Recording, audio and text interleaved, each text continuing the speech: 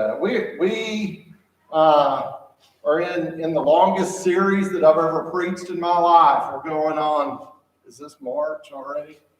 We started in January. But it's been kind of divided up in three parts to go with our theme. And we're going to continue on with the third part of that, which is refresh. And I want to ask you today, if you some choices, if you had to choose, and these were your two options, okay? Would you choose a Tempur-Pedic mattress or just a box spring with no mattress? Anybody? Calvin hadn't made it back from communion yet. He usually gives me those. What about this one? Your favorite? Does anybody else have a favorite pair of shoes? Your favorite pair of shoes are wooden clogs. Which one would you like to wear?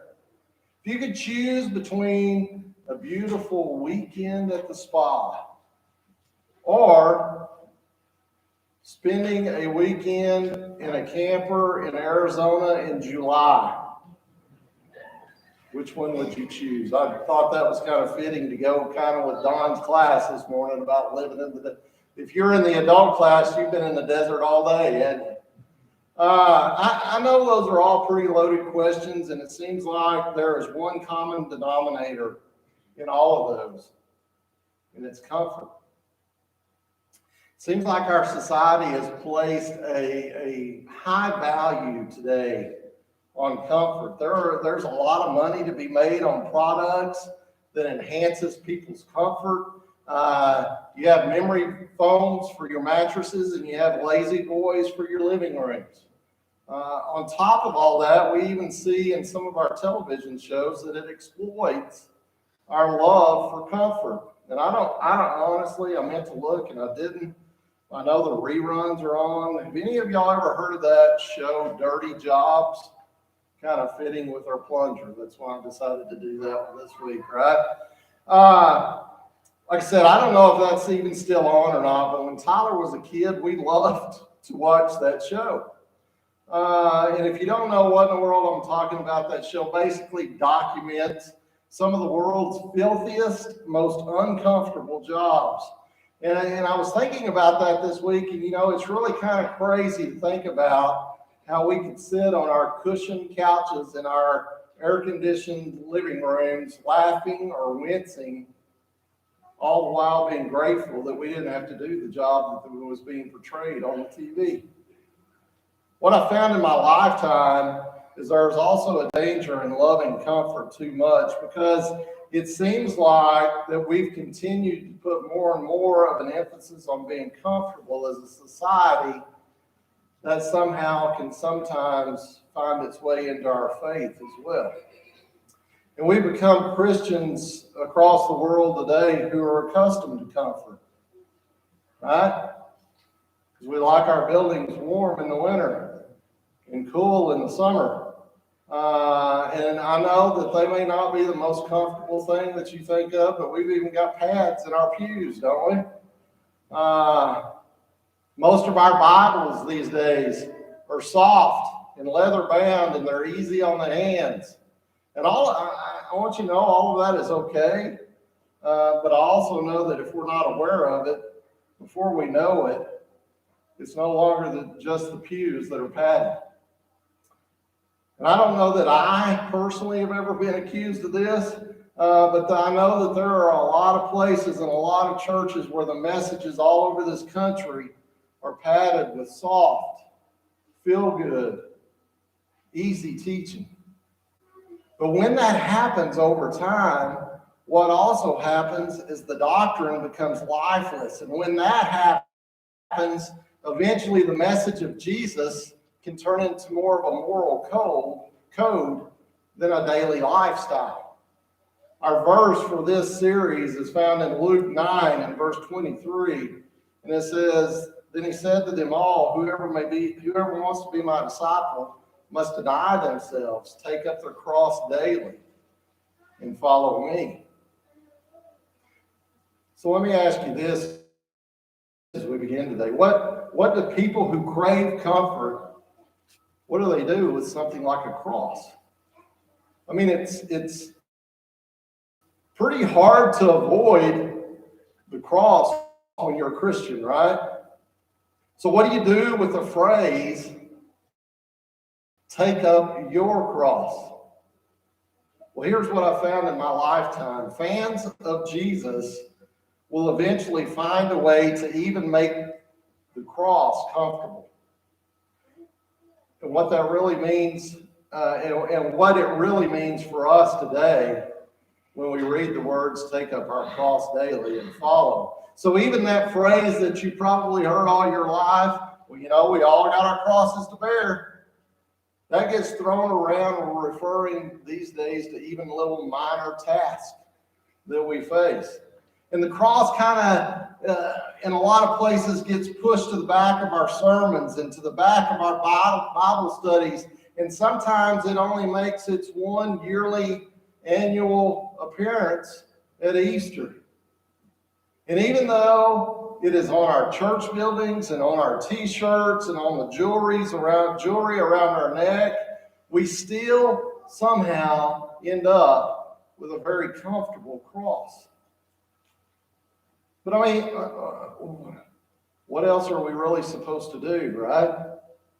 Because the cross in and of itself is a pretty tough sell, isn't it? I mean, it's bad enough that Jesus had to die on the cross, but why did he have to go that extra step and tell us that we had to bear our own crosses? Because doesn't the cross really hinder the ability to reach new people? I mean, isn't our goal really supposed to be having more people come to Jesus? But so many times, in order to try to get that done, what often is done is we try to make Christianity sound as appealing as we possibly can. Let me ask you this. When we do that, what are we sacrificing in return?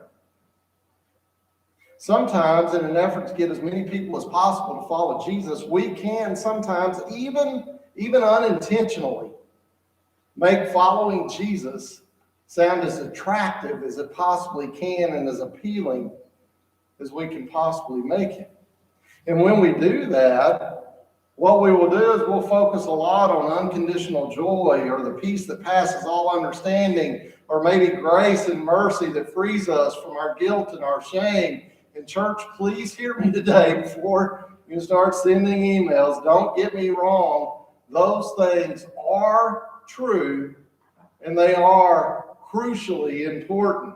They're beautiful, and they should be talked about, and we should be reminded of them often. But I've also realized that at different times in my life, I've been as guilty as anyone in trying to sell Jesus to people by only emphasizing the parts that I think that they would accept, or the things that they would like. Think of it this way. Say your oldest kid grows up, goes to college, and after several years, they're still not married. But they really want to be married. So as their dad, you decide you want to help in that process. So what you do is you take out an ad in the paper, you put a billboard sign up, I have Anna print me some t-shirts, and I am begging anyone, to choose my child to spend the rest of their lives with. And even though as a parent, we did that with the very best intentions, wouldn't that really cheapen my child? Wouldn't those efforts seem to make it more like I was doing them a favor? And of course, we would never, ever do that as a parent, I hope. Would we? I mean, if you want to date one of my kids, you better, and I know right up here, I'm fixing to get an amen. If you want to date one of my kids, you better bring your A+ game. Right? Because if you don't, I'm going to run you out of town and the state and the country probably pretty quick. 1 Corinthians chapter 1.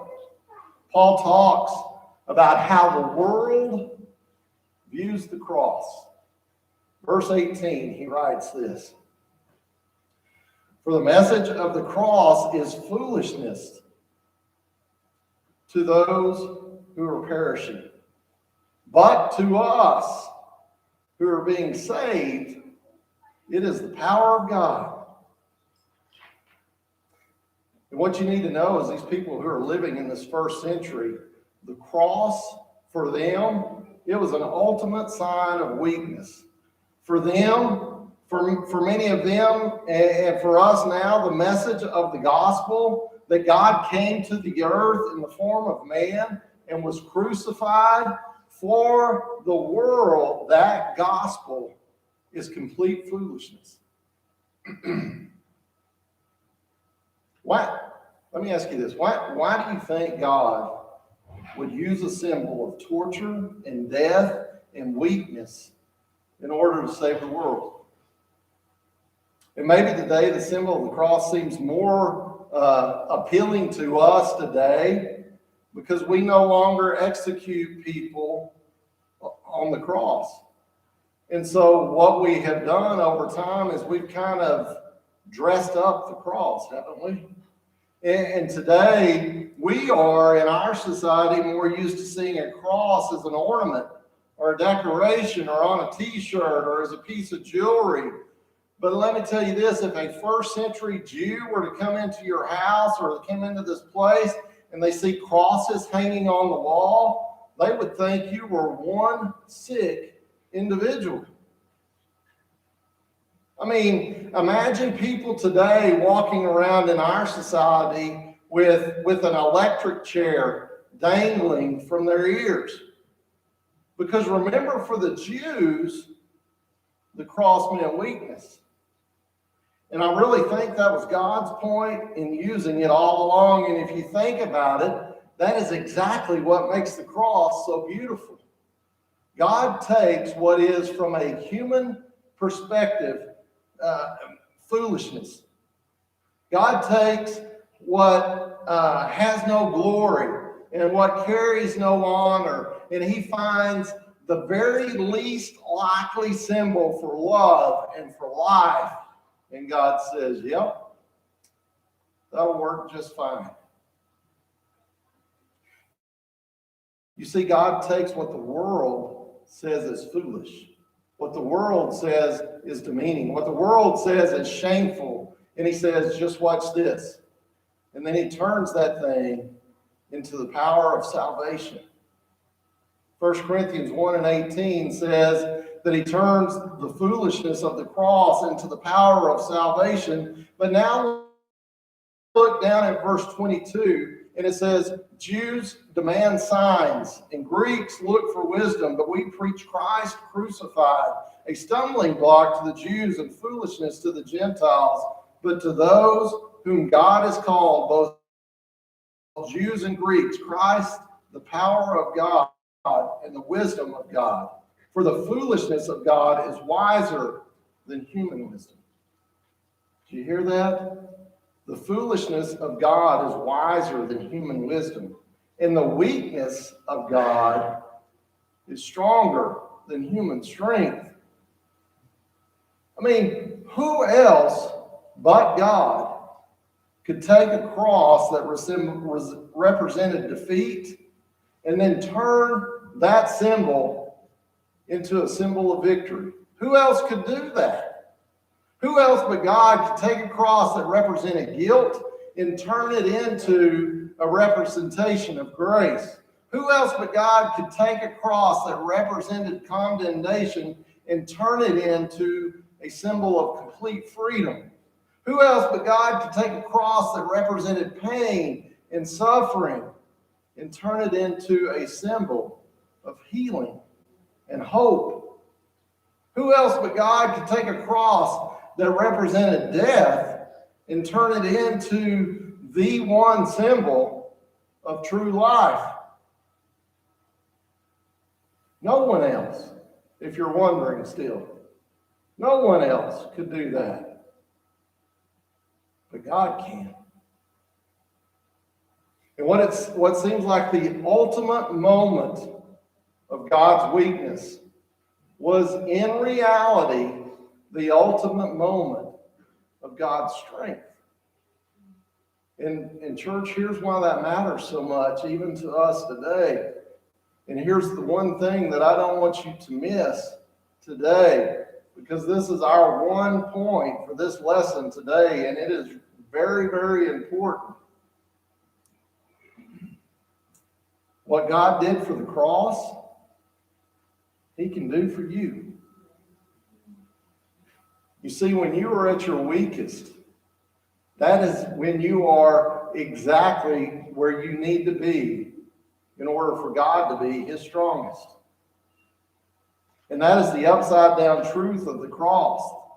When you're weak, you're strong. Look at 1 Corinthians 1 in verse 27.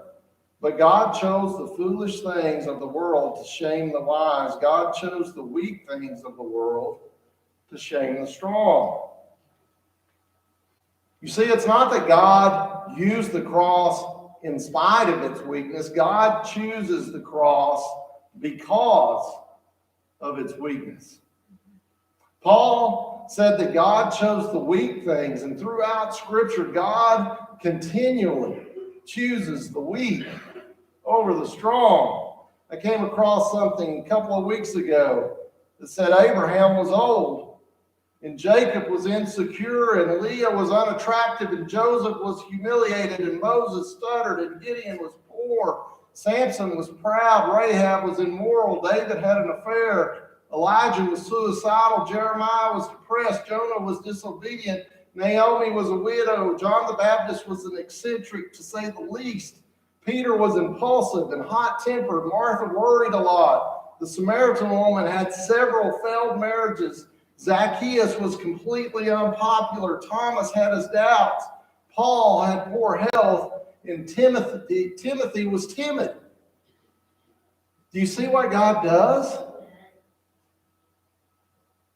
The Bible has this long list of imperfect misfits who discovered that weakness was strength. So I prayed all week, God, please do for us what you did for the cross. And you know, even though it seems completely backwards to us, God teaches us that when we think we are strong, we're really weak. And when we acknowledge our weaknesses and we humble ourselves before the Lord, we are putting ourselves into the perfect position to receive His strength.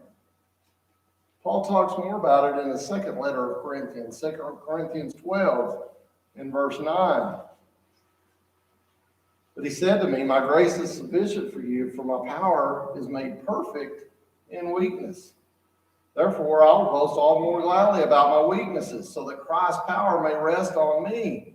That is why, for Christ's sake, I delight in weaknesses, in insults, in hardships, in persecutions, in difficulties. For when I am weak, I am strong. See, Paul actually delights in weakness. Because Paul knows this, he knows when he is weak, God is strong. I don't know anyone in my lifetime that I've ever met that delights in weaknesses. In fact, most of us will go to extreme lengths to hide any weaknesses. If you've ever been to a job interview before, you know they ask that dreaded question that you hate that's going to come up. List your 3 greatest weaknesses, right? How do you answer that? Well, I'll tell you what you don't do. You don't list your weaknesses, do you? Because if you do, most likely they're not going to hire you. So you don't say things, well, list your greatest weaknesses. You don't say things like, well, you know, I'm never on time. Or I constantly procrastinate. I really have trouble getting along with my coworkers. I'm not real sure even how to turn a computer on. You don't say those things, do you? But you know, you got to say something. So what do we say? Try to come up with a weakness that makes it sound more like a strength, don't you? Like, well, you know, I can be a little bit of a perfectionist. I tend to be a little bit of a workaholic. Why do we do that? Because in our world and in our economy, weakness isn't strength. Strength is strength. Did you know there are over 2,000 self-help books that are published every year that communicates? I'm going to save you some time if you're looking for a self-help book.